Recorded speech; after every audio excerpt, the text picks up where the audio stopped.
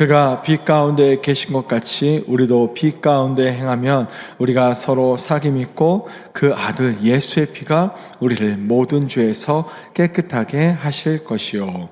아멘. 오늘 말씀을 통하여서 추한 자의 정함이라는 제목을 가지고 예수님이 누구신가에 대한 시리즈의 말씀을 계속해서 이어가도록 하겠습니다. 오늘은 추한 자의 정함이라는 이 제목이 더욱더 무엇인지 참 헷갈릴 수도 있는 말일 수도 있을 것 같습니다. 왜냐하면 추하다라는 것이 어떤 것인지 분명한 의미를 우리가 좀 알기가 좀 어렵기 때문입니다. 그런데 한번 저도 찾아보니 이런 의미가 있더라고요. 저는 이제 추하다는 의미가 단지 외모적인 것들, 외모가 굉장히 아름답지 못한 사람, 그런 사람 우리가 추하다 이렇게 추녀라고 이렇게 부르잖아요. 그거 꼭 여자를 또 지칭하는 건 아니지만 추남도 있습니다. 추남, 추녀처럼 뭔가 사람의 외모에 대해서만 제가 지칭하는 말로 알았는데 찾아보니 이런 말도 있습니다. 뭐냐면은 어떤 모양이나 그런 것들의 추함이 아니라 그 사람의 태도, 그 다음에 그 사람의 어떻게 보면 그런 생각들, 하여튼 그 사람의 자세, 그런 것들이 뭔가 더럽다고 좀 지저분하다고 느껴질 때 추하다는 얘기를 합니다. 그래서 여기서 추한 자라는 것을 우리가 좀 생각한다면은 그냥 외모만 좀 뭔가 사람들에게 보기에 아름답거나 더러운 사람들, 아름답지 못하거나 더러운 사람을 지칭하는 것이 아니라 그 사람의 태도, 그 사람의 자세가 뭔가 잘못됐거나 좀 좋지 않았을 때도 추하다는 의미를 얘기한다고 하는 것입니다. 그런데 그 추하다는 의미를 한번 생각을 하면서 저도 한번 예화를 한번 찾다가 이런 한 인물에 대해서 한번 여러분에게 얘기하고자 합니다. 우리가 교재를 좀 보시면 아는 그 사진에 등장하는 인물은 아니지만 그 사진에 했었던 그 행동들을 했었던 인물 하나를 얘기하자면은 다들 이름만 들어도 잘 아시는 이름이라고 생각하는데 조선시대 성종시대 때 이런 이름의 인물이 뭔가 성추문 때문에 그 기록이 남겨져 있다고 합니다. 제 주인공은 어우동이라는 한 여인인데요, 양갓집 교수였다고 합니다. 양갓집이라면은 굉장히 자신의 몸가짐이나 아니면은 생각이나 그런 것들이 정말 어떻게 양반으로서 어떻게 보면 그런 유교적인 사회로서 지켜야 될 것들이 있잖아요. 근데 좀 현대식의 마인드를 가졌던 여성이었던 것 같습니다. 그러니까 여러 남자를 만나고 또 잘못된 행동을 했었던 그런 모습을 보여주는 것으로 인해서 기록에 의하면 이제 이렇게 기록됐다고 합니다. 저도 한번 교재에 썼었는데, 양가의 딸로서 행실이 더럽고 풍속을 더럽기 때문에 교형, 지금으로 말하면 교수형입니다. 교수형, 목을 매나는 형이죠. 그런 형을 그런 극형을 당하게 되었다라고 이렇게 기록됐다고 합니다. 그런 기록 속에서 현대 사람을 살아가는 사람들은 좀 포스트 모더니즘적인 생각이 있으니까 여러 관점으로서 봤을 때 그게 잘못이냐, 그럴 수도 있지 않냐, 사람의 인성이 본성이 그러면은 한 여자가 여러 남자 만나지 못하는 법이 어디 있겠냐라고 이렇게 얘기할 수도 있겠지만, 기독교적인 관념이나 아니면 우리가 좀 유교적인 생각이나 좀 뭔가 사람다움이라는 생각을 했을 때는 좀 올바르지 않은 행동이라는 것은 우리가 능히 좀 알 수 있다고 생각합니다. 그래서 우리도 참 추한 삶을 살았구나라는 생각을 해봅니다. 그런데 성경에도 이와 같은 여인이 한번 나와요. 이와 같은 여인이 등장을 합니다. 요한복음 8장에 보면은 이제 예수님이 감난산에서 기도를 하고 마치고 이제 성전으로 이제 들어오십니다. 그 성전으로 들어오실 때 서기관하고 이 바리새인들이 예수님을 또 시험코자 한 여인을 이제 데리고 와요. 당시에는 이제 바로 그 순간에 이제 뭔가 직결법으로 이제 행할 수 있는 그런 율법을 뭔가 범했던 여인이었는데요. 근데 굳이 예수님께 데려와서 이 여자를 어떻게 해야 됩니까? 라고 합니다. 근데 이 여자가 어떤 죄를 졌냐면 간음을 하다 잡혔어요. 간음을 하다 잡히면 당시에는 그냥 바로 돌을 던져 죽입니다. 그것이 이제 이스라엘 법이었기 때문에 당시의 율법에 하는 당연하게 그거를 죽이는 것이 당연했지만 예수님께 데려오면서 예수님이 어떻게 하나 보자 라고 하는 거죠. 그러면서 예수님이 행동하신 것이 무엇입니까? 다들 아시죠? 바닥에 뭔가 적으시잖아요. 그렇죠? 그 적으신 행동을 보면서 어떡합니까?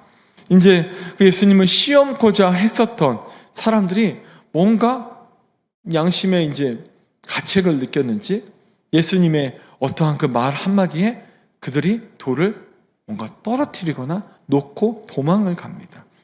뭐냐면은 예수님이 이렇게 얘기하시잖아요. 너희 중에 죄 없는 자가 먼저 돌로 쳐라 라고 얘기하실 때 누구도 거기서 돌을 던지지 못하고 다들 뭔가 그 부끄러움 때문에 이제는 어떻게 됩니까? 여인하고 예수님만 남게 되죠. 왜요? 유일하게 죄가 없으신 분이 누구시죠? 예수님밖에 없으시니까 다 사라지고 그 여인과 예수님만 남게 되어집니다. 그러면서 예수님이 말씀하시죠. 그 여인에게 다시는 이와 같은 죄를 범치 말라 하면서 오히려 돌려보내는 그런 장면을 우리가 보게 됩니다.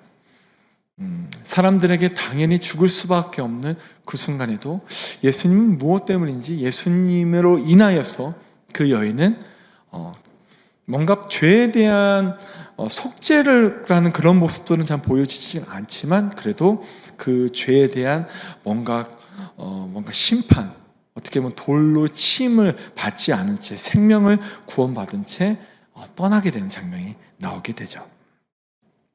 그래서 저는 여기서 이 두 가지 이야기를 한번 교차점으로 봐서 그럼 추하다는 것을 우리가 좀 기독교인들은 어떻게 좀 인식을 하면 좋을까라고 생각을 해보니까 이렇게 인식하면 좋을 것 같습니다. 죄 있는 자를 우리가 추한 자라고 한번 생각을 하면 어떨까 생각합니다.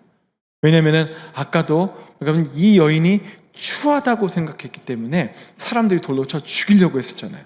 하지만 예수님 말씀처럼 죄 있는 자가 돌로 치라고 했을 때 아무도 남기지 않은 것처럼 결국에는 모든 사람은 다 추한 자이고 결국에는 죄 있는 자라는 것들을 우리가 좀 생각할 수 있지 않을까 생각을 합니다. 결국에는 죄가 있는 존재, 죄인이라는 것이죠. 그래서 우리는 죄로 인해 사실 정함이 없는 추한 자였다는 겁니다. 정함이 없는 추한 자. 그거에 대한 야고보서의 기록을 한번 정함이 없다라는 것을 한번 찾아보니까 이런 표현이 있었습니다. 1장 6절에 8절의 말씀을 제가 한번 읽어드릴 텐데요. 오직 믿음으로 구하고 조금도 의심하지 말라. 의심하는 자는 마치 바람에 밀려 요동하는 바다 물결 같으니 이런 사람은 무엇이든지 죽게 얻기를 생각하지 말라. 두 마음을 품어 모든 일에 정함이 없는 자로다 라고 기록되어 있습니다. 사실 여기서 정함은 깨끗함의 정함은 아닙니다. 여기서는 안정하지 못하다. 그거에 대한 정함입니다. 그러나 이 죄인자에 대한 모습에 대해서 이 야고보서에 기록한 야고보는 아마 이야기하지 않았을까라는 생각을 하며 이 말씀을 한번 적용해 보고자 합니다. 왜냐하면 죄를 짓게 되는 사람들의 그런 모습들이 뭔가 정직하거나 뭔가 사람들에게 친절하거나 사람들에게 뭔가 좋은 것들을 행하기보다는 오히려 의심이 많고 불안하고 요동치는 사람들의 모습을 보이지 않을까. 이 죄 때문에, 죄로 인해서. 그래서 오히려 하나님을 바라보지 못하고 다른 것, 두 마음을 품는 것처럼 세상을 바라보는 그런 모습으로 나가는 우리들의 모습을 반증하는 것은 아닌가라는 생각을 해봅니다.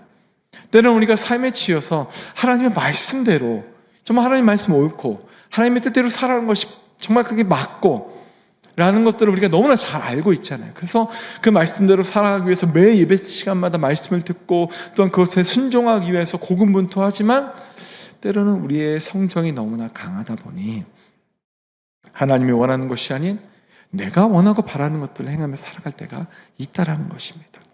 또한 그것들을 위해서 정말 고군분투할 때가 많다는 것이죠. 그걸 얻기 위해서 내가 원하고 바라는 것을. 상황에 따라서는요, 그냥 하나님이 도구처럼 되어버려요. 뭔가 나의 원함을 들어주는 하나의 존재, 그런 것처럼 우리가 여길 수도 있다라는 것입니다. 그래서 이런 모습을 갖고 있는 어쩌면 저와 같은 죄가 진 많은 사람들이 이런 추한 모습들, 그런데 이 추한 모습들을 한번 돌아보면서 이 말씀을 다시 한번 보도록 하겠습니다. 하나님의 지키심과 함께 하심과 돌보심을 사실 우리는 머리는 너무나 잘 알고 있어요. 하나님 돌보시죠. 하나님 함께 하시죠. 하나님 우리가 정말 동행하시고 이끌어 주시고 어떤 상황에서도 우리를 이기게끔 하시죠. 너무 잘 알고 있어요. 그런데 정말 이것들을 때로는 우리가 불신하기 때문에 온전히 믿지 못하고 그냥 알고만 있는 상황 때문에 때로는 이 평안과 먼 불안에 삶에 지쳐있는 것은 아닌지, 어떤 교회는 다루고 있지만 이 말씀도 듣고 우리 기도도 하고 헌신도 하고 우리 수제는 여전히 그럼에도 불구하고 아까처럼 예화로 들었던 때로는 이 가늠하는 여자에게 돌을 막 던지려고 하는 그런 모습들이 우리에게는 혹 있지는 않은지 한번 우리를 돌아보게 됩니다. 결국에는요, 우리도 어떻게 보면은 추한 자의 정함 되시는 예수 그리스도가 아니고서는 사실 우리에게도 추함이 있다라는 것입니다. 정함이 없는 자라는 것이죠. 아담 때부터 시작된 그 죄악이 죄악 때문에 우리는 매일 온전치 못한 그런 삶을 살아가고 있었다는 것입니다. 그런데 하나님은 이 온전함을 해결하고 싶으셨습니다. 정말 이 온전치 못한 인간이 그래도에도 불구하고 어떻게 보면 추한 이 인간들이 정함을 가지고 온전함을 가지고 하나님께 나가기를 간절히 원했다는 것입니다. 그 마음을 우리는 예레미야 33장에서 볼 수가 있습니다. 우리 교재에서도 나와 있는데요. 우리 한번 함께 읽어볼까요? 교재를 가신 분들은 한번 예레미야 33장 6절에서 8절을 한번 같이 한번 읽도록 하겠습니다. 시작. 그러나 보라, 내가 이 성읍을 치료하며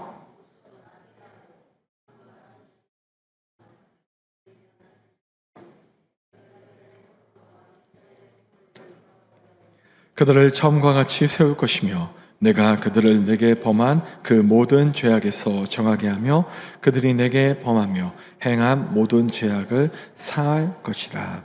아멘.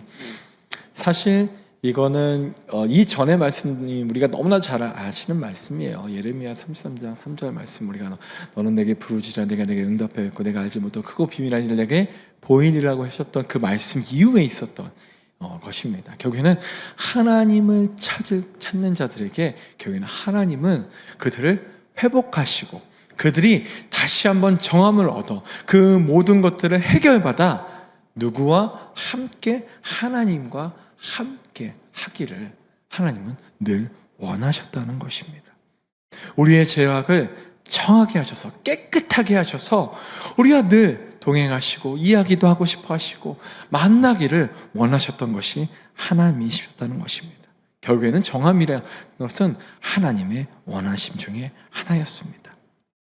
하나님은 우리를 만나고 싶은, 또한 그 정함이지 않고서는 우리가 하나님을 만날 수 없기 때문입니다. 레위기에서 보면은 그 사람이, 인간이 하나님을 만나기 위해서 정말 복잡한 절차로 하나님을 만납니다. 우리가 레위기에서 보면은 우리가 하나님을 만나는 그 장소가 있는데 그 장소가 어디냐면 지성소입니다. 그렇죠. 성소에서 또 거기서 천이 떠 있는데 그 천을 지나 지성소로 들어가게 됩니다. 근데 이 대제사장들이 거의 그 지성소로 들어가는데 1년에 단 한 번 들어갑니다. 단 한 번. 대속죄일이라고 해서 단 한 번 그곳으로 들어갑니다. 대제사장이요. 그런데 그것들을 들어가기 위해서 대제사장들이 하는 일이 있는데 굉장히 복잡한 일을 합니다. 먼저 목욕 재개를 해요. 깨끗하게 몸을 씻습니다.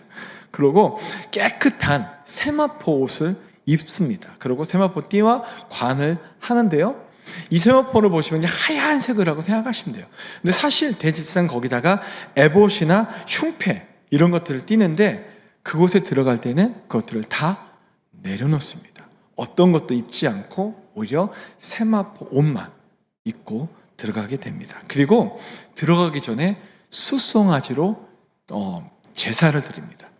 제사를 드리면서 누구의 죄를 위해서 제사를 드리냐면 자신과 자신의 가족을 위해서, 죄를 위해서.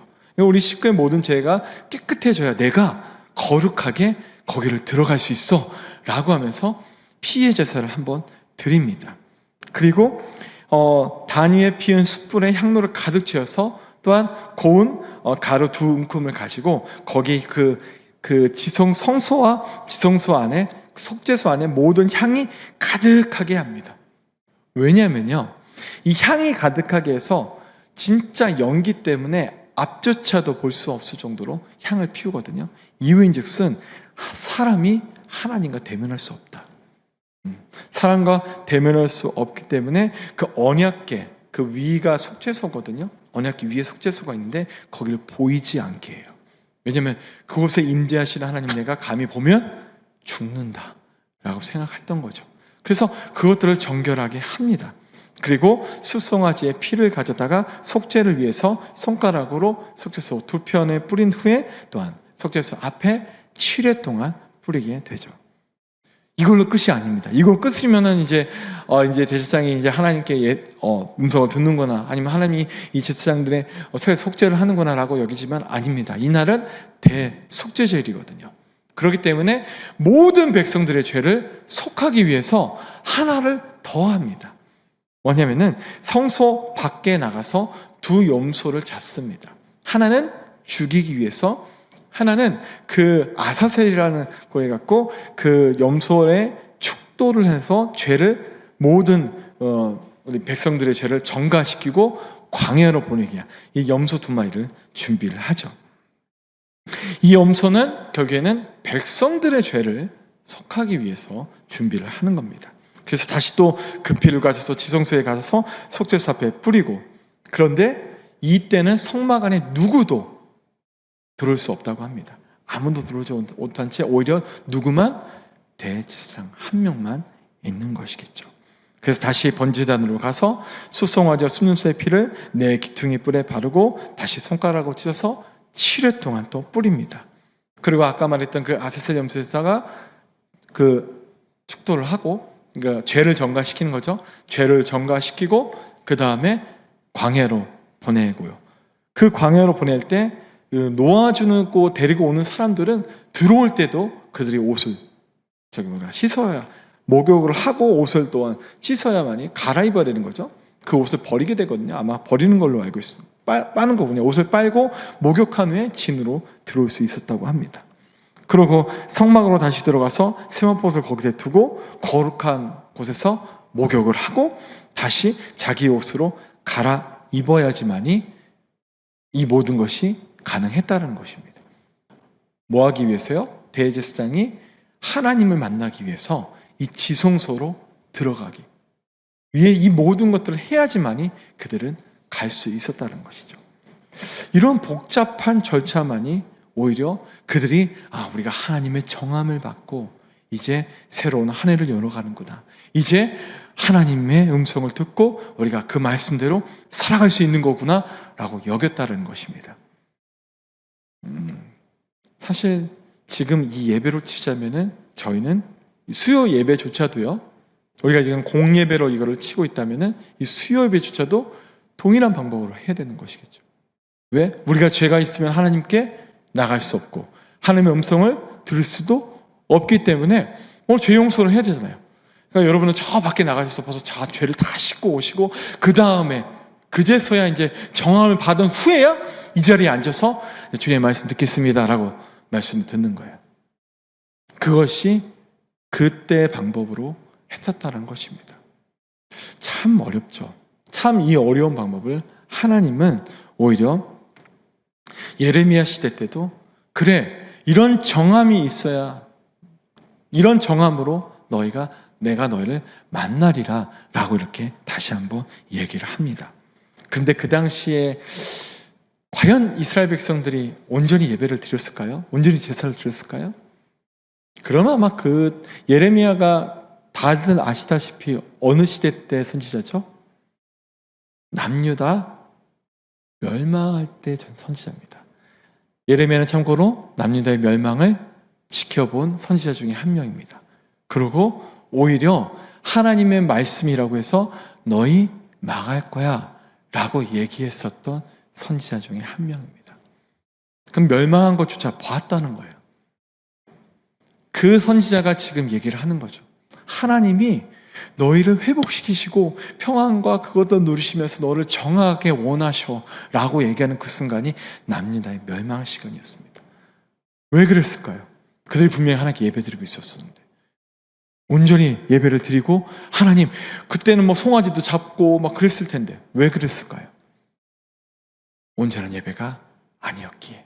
그들은 하나님과 이방신을 동시에 섬겼습니다. 아까 야고보서에 나왔던 두 마음을 품은 거나 동일한 것이죠. 그렇게 하나님께 나아갔던 것입니다. 그리고 오히려 하나님을 신뢰하지 못하고 주변 열강들을 신뢰했던 그들, 결국에는 멸망의 길로 나아가겠죠. 그런 역사를 우리는 성경을 통해 읽고 알고 있습니다. 그래서 하나님은 구약을 통해 약속하신 누구를 보내시죠? 예수님을, 그리스도를 보내주셨다는 것입니다. 그래서 하나님은 여러 방법들로 하나님 그들을, 어떻게 보면 백성들을 만나셨지만, 이제 신약시대에 와선 어떤 것으로 우리를 만나시냐면은 하나님은 십자가를 통해서 그리스도의 보혈로 우리를 정하게 하셨고 그 정함으로 우리를 만나주셨다는 겁니다. 십자가를 통한 그리스도의 보혈로 우리를 정하게 하신 것. 그래서 오늘 아까 읽었던 본문을 다시 한번 읽어보면은, 제가 읽어드리겠습니다. 그가 빛 가운데 계신 것 같이 우리도 빛 가운데 행하며 우리가 서로 사귐 있고 그 아들 예수의 피가 우리를 모든 죄에서 깨끗하게 하실 것이요.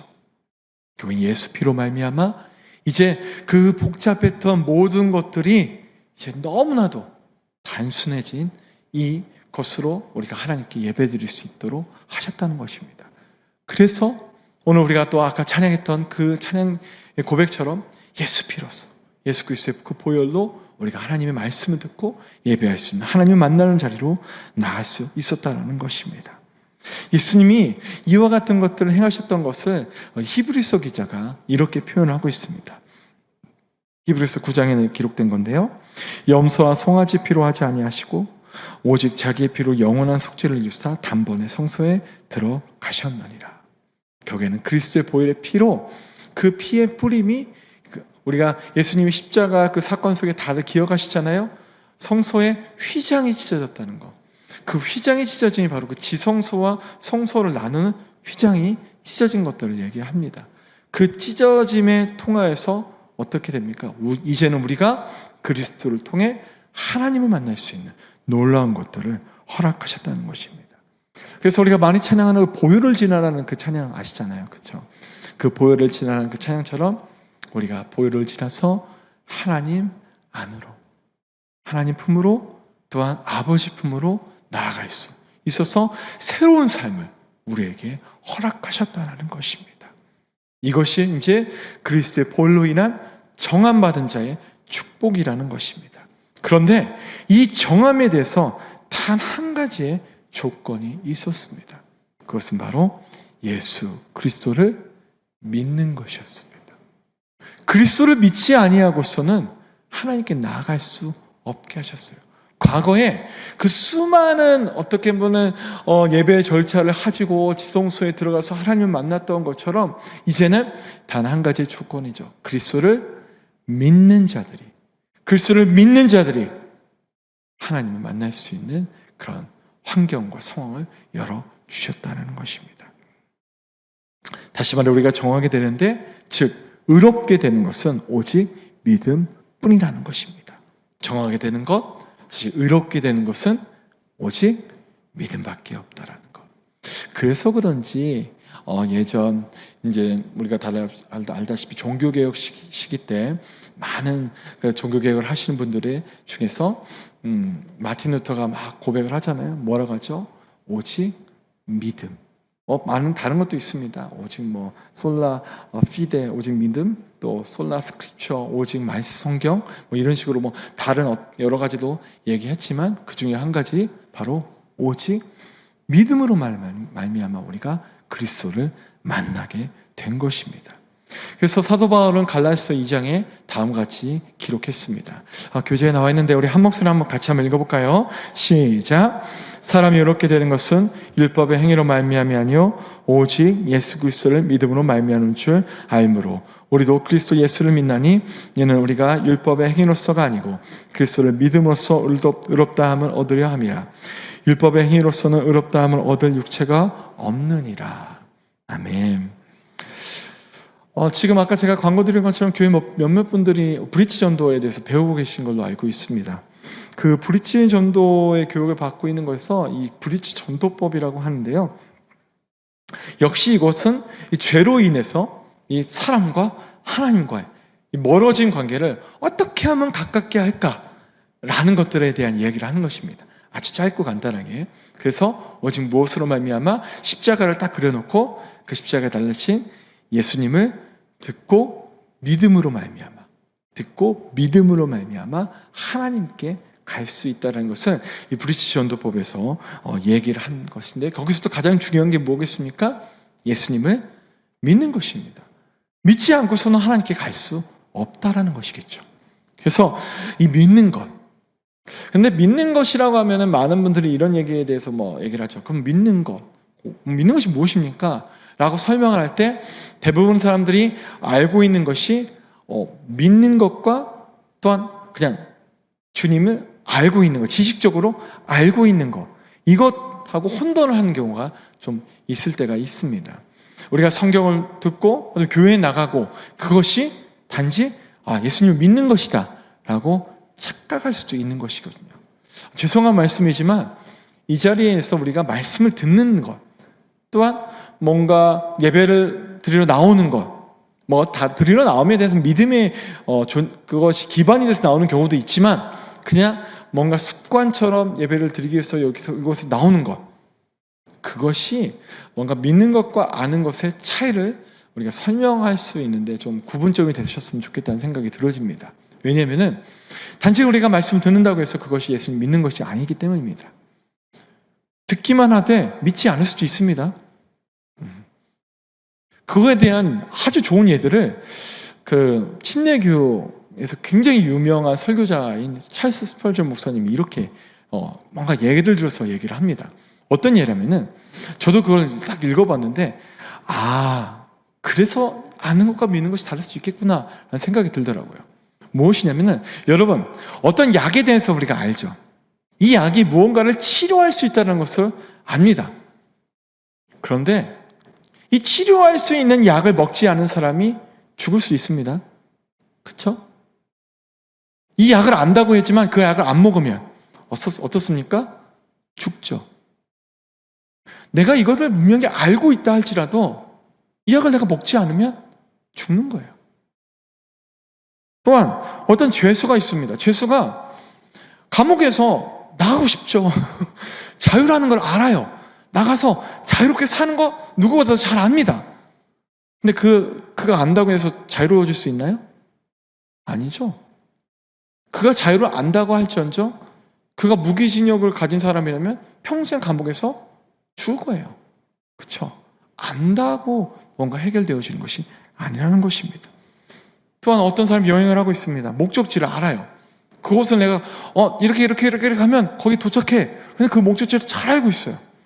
그런데 가는 도중에 죽을 수도 있습니다.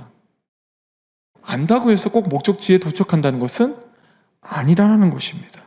사업가가 부도 알고 경제적 원리도 알아요. 자기 은행에는 많은 금액이 막 쌓여 있어요. 알고 있어요. 하지만 그가 파산하지 않을 거라는 생각이 들어집니까? 파산할 수도 있습니다. 그가 안다고 해서, 내가 부유하다고 해서 내가 망하지 않을 거라고 얘기할 수 없다라는 것입니다. 마지막으로 뭔가 배의 선장이 뭔가 그 항구도 너무나 잘 알고 그 뱃길도 너무나 잘 알아요. 어떻게 갈지도 다 알아. 너무나 많이 갔었던 곳인데, 그런데 자신도 모르게 암초에 걸려갖고 배가 좌초되거나 아니면 배가 표류도 할 수 있습니다. 그렇죠? 안다고 해서 해결되어지는 것이 아니라는 것입니다. 그래서 여기서 믿는 것이라는 것이 바로 무엇인지에서 분명히 얘기하는 것이죠.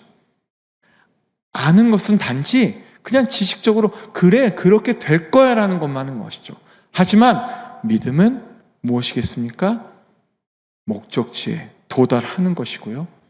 믿음은 그 약을 먹어내는 것이고요.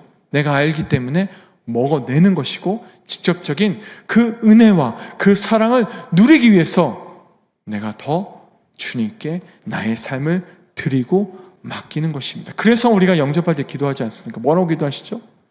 예수 그리스도를 내 주님이시오, 나를 위해서 십자가에 돌아가신 나를 구원하신 구원자, 메시아, 구세 그리스도인 것을 내가 믿습니다라고 뭘로 선포하죠? 우리의 입술로 선포하시지 않습니까? 그렇죠. 믿음이라는 것은 그냥 지식 속으로 내가 머릿속에 그래 그런 걸로 끝나는 것이 아니라 뭔가 행위가 나간다는 것입니다.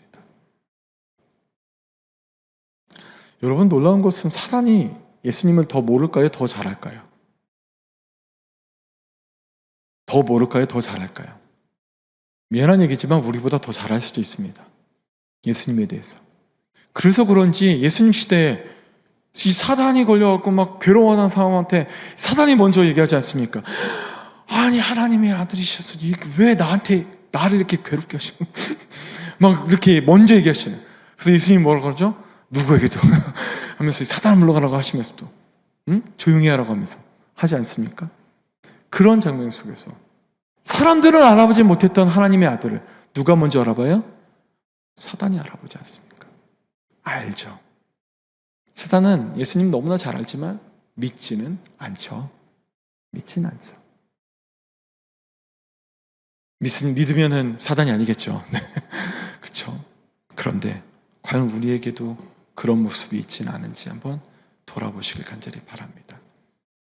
왜냐하면 정함이라는 것이 계속 이제 다시 정함으로 돌아가면 이 정함이라는 것이 그리스도를 믿음으로 말미암아 우리에게 주어지는 것이기 때문에 그리스도를 믿지 않으면 우리에게 정함이 없다는 것입니다. 여전히 우리는 추한 자로 살아가는 거예요. 여전히 죄인으로서 살아갈 수밖에 없다는 것입니다. 예수님을 믿는다는 것은 다시 한번 다른 것으로 의미하는 것이 무엇이냐면 그 믿음으로 말미암아 나의 삶이, 나의 생각이, 나의 행동이 바뀐다는 것입니다.